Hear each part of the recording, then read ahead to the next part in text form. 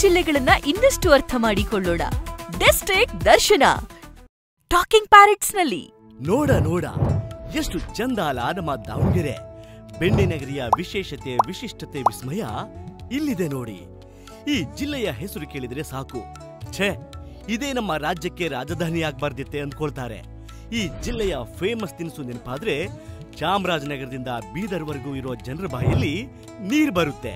ಈ ಜಿಲ್ಲೆಯ ವಿಶ್ವ ಪ್ರಸಿದ್ಧ ಪ್ರವಾಸಿ ತಾಣಗಳ ಬಗ್ಗೆ ಗೊತ್ತಾದ್ರೆ ವಾವ್, ನಾವು ನೋಡ್ಬೇಕು ಅಂದ್ಕೊಳ್ತಾರೆ.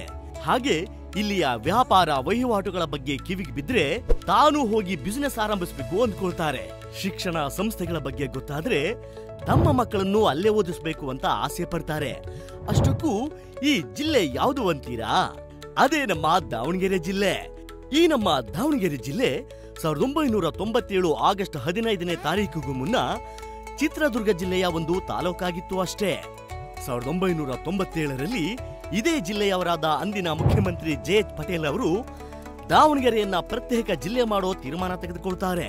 ಚಿತ್ರದುರ್ಗದಲ್ಲಿದ್ದ ದಾವಣಗೆರೆ, ಹರಿಹರ, ಜಗಳೂರು, ಶಿವಮೊಗ್ಗ ಜಿಲ್ಲೆಯಲ್ಲಿದ್ದ ಹೊನ್ನಾಳಿ ಮತ್ತು ಚನ್ನಗಿರಿ, ಬಳ್ಳಾರಿ ಜಿಲ್ಲೆಯಲ್ಲಿದ್ದ ಹರಪನಹಳ್ಳಿ ತಾಲೂಕನ್ನ ಸೇರಿಸಿ ದಾವಣಗೆರೆ ಜಿಲ್ಲೆಯ ರೂಪ ಕೊಡ್ತಾರೆ.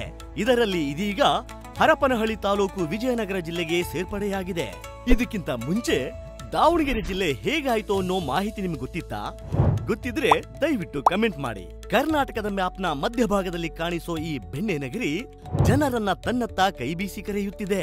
ನಿಮಗ್ ಗೊತ್ತಾ, ಒಂದು ಕಾಲದಲ್ಲಿ ಹತ್ತಿ ಗಿರಣಿ, ಜವಳಿ ಉದ್ಯಮದಿಂದ ಕರ್ನಾಟಕದ ಮ್ಯಾಂಚೆಸ್ಟರ್ ಅಂತ ಖ್ಯಾತಿ ಪಡ್ಕೊಂಡಿದ್ದ ಈ ಜಿಲ್ಲೆ ಈಗ ಎಜುಕೇಶನ್ ಹಬ್ ಆಗಿ ಬೆಳೆಯುತ್ತಿದೆ.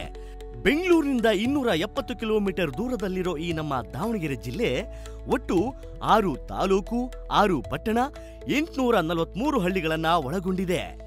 ಇನ್ನು ಊಟೋಪಚಾರದಲ್ಲಿ ದಕ್ಷಿಣ ಮತ್ತು ಉತ್ತರದ ಸಂಗಮವಾಗಿದೆ. ನಮ್ಮ ದಾವಣಗೆರೆ ಜಿಲ್ಲೆಯ ಜನ ಉತ್ತರ ಕರ್ನಾಟಕದ ಜೋಳದ ರೊಟ್ಟಿ, ಶೇಂಗಾ ಚಟ್ನಿ ಪುಡಿ, ಎಣ್ಣೆಗಾಯಿ ಆಹಾರವನ್ನು ಸೇವಿಸ್ತಾರೆ. ಹಾಗೆ ದಕ್ಷಿಣ ಕರ್ನಾಟಕದ ರಾಗಿ ಮುದ್ದೆಯನ್ನೂ ಸೇವಿಸ್ತಾರೆ. ಇನ್ನು ದಾವಣಗೆರೆ ಬೆಣ್ಣೆ ದೋಸೆ ಅದೆಷ್ಟು ವರ್ಲ್ಡ್ ಫೇಮಸ್ಸೋ ಹಾಗೆ ಮಿರ್ಚಿ ಮಂಡಕ್ಕಿಗೂ ತವರೂರು ನಮ್ಮ ದಾವಣಗೆರೆ ಜಿಲ್ಲೆ. ಇನ್ನು ಈ ಜಿಲ್ಲೆಯ ಪ್ರವಾಸಿ ತಾಣಗಳ ಬಗ್ಗೆ ಹೇಳ್ತಾ ಹೋದ್ರೆ ಏಷ್ಯಾದಲ್ಲೇ 2ನೇ ಅತಿ ದೊಡ್ಡ ಕೆರೆ ಆಗಿರೋ ಶಾಂತಿ ಸಾಗರ ವಿಶ್ವ ಪ್ರಸಿದ್ಧ. ಇನ್ನು ಸ್ವರ್ಗಕ್ಕೆ ಕಿಚ್ಚು ಹಚ್ಚೋ ಗ್ಲಾಸ್ ಹೌಸ್, ಭಕ್ತಿಗೆ ಉಚ್ಚಂಗಿ ದುರ್ಗಾದೇವಿ, ವಿಸ್ಮಯ ಮೂಡಿಸುವ ಸಂತೆಬೆನ್ನೂರು ಪುಷ್ಕರಣಿ, ಶಿಲ್ಪಕಲೆಗೆ ಹೆಸರಾಗಿರೋ ಹರಿಹರೇಶ್ವರ ದೇವಾಲಯ, ಲಕ್ಷಾಂತರ ಭಕ್ತರನ್ನು ಹೊಂದಿರೋ ಉಕ್ಕಡಗಾತ್ರಿ ಅಜ್ಜಯ್ಯ ಸ್ವಾಮಿ ದೇವಸ್ಥಾನ, ಹೀಗೆ 10 ಸುಪ್ರಸಿದ್ಧ ದೇವಸ್ಥಾನ, ಮಸೀದಿ, ಚರ್ಚ್ಗಳು ಪ್ರವಾಸಿ ತಾಣಗಳಾಗಿ ಜಿಲ್ಲೆಗೆ ಕಿರೀಟದಂತೆ ಕಂಗೊಳಿಸುತ್ತಿವೆ. ಈ ನಮ್ಮ ದಾವಣಗೆರೆ ಜಿಲ್ಲೆ ಮೊದಲಿನಿಂದಲೂ ಜವಳಿ ಉದ್ಯಮಕ್ಕೆ ಭಾರಿ ಫೇಮಸ್. ಇದೇ ಕಾರಣಕ್ಕೆ ಕರ್ನಾಟಕದ ಪ್ರಮುಖ ವಾಣಿಜ್ಯ ಕೇಂದ್ರಗಳಲ್ಲಿ ಒಂದು ಎಂದು ಗುರುತಿಸಿಕೊಂಡಿದೆ. ದಾವಣಗೆರೆ ಕಾಟನ್ ಮಿಲ್ಸ್ ಬಹಳ ಜನಪ್ರಿಯವಾಗಿದ್ದ ಹೆಸರು. ಆಧುನೀಕರಣದಿಂದ ರೈತರು ಹತ್ತಿ ಬೆಳೆಯೋ ಜಾಗದಲ್ಲಿ ಭತ್ತ ಬೆಳೆಯೋದಕ್ಕೆ ಶುರು ಮಾಡಿದ್ರು. ಹತ್ತಿ ಗಿರಣಿಗಳು ಇದ್ದ ಜಾಗದಲ್ಲಿ ರೈಸ್ ಮಿಲ್ಗಳು ತಲೆ ಎತ್ತಿದ್ವು.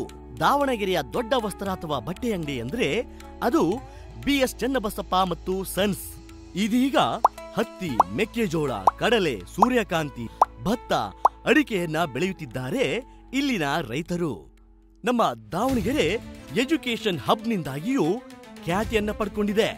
ಜಿಲ್ಲಾದ್ಯಂತ ಅತ್ಯುತ್ತಮ ಗುಣಮಟ್ಟದ ವಿಶ್ವವಿದ್ಯಾಲಯಗಳು, MBBS ಕಾಲೇಜುಗಳು, ಇಂಜಿನಿಯರಿಂಗ್ ಕಾಲೇಜುಗಳು ತಲೆ ಎತ್ತಿ ನಿಂತಿದ್ದು ವಿದ್ಯಾನಗರಿ ಅನ್ನೋ ಖ್ಯಾತಿ ಪಡ್ಕೊಂಡಿದೆ. ದಾವಣಗೆರೆ ವಿಶ್ವವಿದ್ಯಾನಿಲಯ ಮತ್ತು ಸ್ನಾತಕೋತ್ತರ ಕೇಂದ್ರ, ಜಗದ್ಗುರು ಜಯದೇವ ಮುರುಘರಾಜೇಂದ್ರ ವೈದ್ಯಕೀಯ ಮಹಾವಿದ್ಯಾಲಯ, ಬಾಪೂಜಿ ಇಂಜಿನಿಯರಿಂಗ್ ಮತ್ತು ತಾಂತ್ರಿಕ ಮಹಾವಿದ್ಯಾಲಯ, ಜಿ ಮಲ್ಲಿಕಾರ್ಜುನಪ್ಪ ತಾಂತ್ರಿಕ ಮಹಾವಿದ್ಯಾಲಯ, ಬಾಪೂಜಿ ದಂತ ವೈದ್ಯಕೀಯ ಮಹಾವಿದ್ಯಾಲಯ, ಹೀಗೆ 10 ಅತ್ಯುನ್ನತ ಗುಣಮಟ್ಟದ ಶಿಕ್ಷಣ ನೀಡಬಲ್ಲ ಶಾಲಾ ಕಾಲೇಜುಗಳು ಇಲ್ಲಿವೆ. ಇನ್ನು ನಮ್ಮ ದಾವಣಗೆರೆ ಜಿಲ್ಲೆಯ ಸಾರಿಗೆ ವಿಚಾರಕ್ಕೆ ಬರೋದಾದ್ರೆ ಅತ್ಯುನ್ನತ ಬಸ್ ಮತ್ತು ರೈಲ್ವೆ ಸೇವೆಯನ್ನ ಹೊಂದಿದೆ. ಹತ್ತಿರದ ವಿಮಾನ ನಿಲ್ದಾಣ ಅಂದ್ರೆ 100 ಕಿಲೋಮೀಟರ್ ದೂರದಲ್ಲಿರೋ ಶಿವಮೊಗ್ಗ ವಿಮಾನ ನಿಲ್ದಾಣ. ವೇಗವಾಗಿ ಬೆಳೆಯುತ್ತಿರೋ ಈ ದೇವನಗರಿಗೆ ಏರ್ಪೋರ್ಟ್ ಬೇಕು ಅನ್ನೋದು ಇಲ್ಲಿನ ಜನರ ಡಿಮ್ಯಾಂಡ್. ಇನ್ನು ಈ ನಮ್ಮ ಬೆಣ್ಣೆ ನಗರಿಯ ರಾಜಕಾರಣಿಗಳ ಬಗ್ಗೆ ಹೇಳಬೇಕು ಅಂದ್ರೆ ಜೆ.ಎಚ್. ಪಟೇಲ್ ಅವರಂತಹ ದಕ್ಷ ಮುಖ್ಯಮಂತ್ರಿಯನ್ನ ನೀಡಿದ, ಶಾಮನೂರು ಶಿವಶಂಕರಪ್ಪ ಅವರಂತಹ ಪ್ರಭಾವಿ ಸಚಿವರನ್ನ ನೀಡಿರೋ ಜಿಲ್ಲೆ, GM ಸಿದ್ದೇಶ್ವರ್, SS ಮಲ್ಲಿಕಾರ್ಜುನ್, ಪ್ರಭಾ ಮಲ್ಲಿಕಾರ್ಜುನ್, ರೇಣುಕಾಚಾರ್ಯ ಕೂಡ ಇದೇ ಜಿಲ್ಲೆಯವರು. ಮತ್ತೊಂದು ವಿಶೇಷ ಅಂದ್ರೆ ದಾವಣಗೆರೆ ಜಿಲ್ಲೆ ಒಂದು ಕಾಲದಲ್ಲಿ ಕಮ್ಯುನಿಸ್ಟ್ ಪಕ್ಷದ ಭದ್ರಕೋಟೆಯಾಗಿತ್ತು. ಸುಮಾರು 20 ವರ್ಷಗಳ ಕಾಲ ಇಲ್ಲಿಯ ಮಹಾನಗರ ಪಾಲಿಕೆಯಲ್ಲಿ ಕಮ್ಯುನಿಸ್ಟ್ ಪಕ್ಷ ಆಳ್ವಿಕೆ ಮಾಡ್ತಾ ಇತ್ತು. ಅನಂತರ ಕಾಂಗ್ರೆಸ್ ಪಕ್ಷ ಅದನ್ನ ಛಿದ್ರ ಮಾಡ್ತು. ಈಗ ಬಿಜೆಪಿಯು ಕೋಟೆಯೊಳಗೆ ನುಗ್ಗಿದೆ. ಸದ್ಯ ಜಿಲ್ಲೆಯಲ್ಲಿ 7 ಕ್ಷೇತ್ರಗಳಿದ್ದು ಅದರಲ್ಲಿ 1 ಕ್ಷೇತ್ರದಲ್ಲಿ ಮಾತ್ರ ಬಿಜೆಪಿ ಶಾಸಕರಿದ್ದರೆ ಉಳಿದ ಕ್ಷೇತ್ರದಲ್ಲಿ ಕಾಂಗ್ರೆಸ್ ಶಾಸಕರಿದ್ದಾರೆ. ಪ್ರಿಯ ಸ್ನೇಹಿತರೆ, ಇದುವೇ ನಮ್ಮ ದಾವಣಗೆರೆ ಜಿಲ್ಲೆಯ ವೈಭವ, ವಿಶೇಷ ಮತ್ತು ವಿಸ್ಮಯ. ಈ ನಮ್ಮ ಮಾಹಿತಿ ನಿಮಗೆ ಇಷ್ಟವಾದಲ್ಲಿ ಟಾಕಿಂಗ್ ಪ್ಯಾರೆಟ್ಸ್ನ ಲೈಕ್ ಮಾಡಿ, ಶೇರ್ ಮಾಡಿ, ಸಬ್ಸ್ಕ್ರೈಬ್ ಮಾಡಿ. ನಮಸ್ಕಾರ.